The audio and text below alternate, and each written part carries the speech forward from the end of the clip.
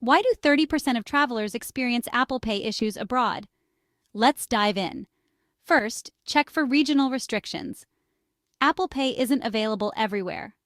Make sure the country and the merchant you're at support Apple Pay. Check Apple's website for a list of supported countries. Next up, verify your card information. Is your card active with enough funds? Double-check the details in your Apple Wallet. If your card's expired or replaced, remove and re-add it.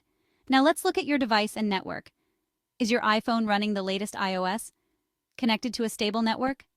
If you're using a VPN, try turning it off temporarily. When in doubt, restart your device.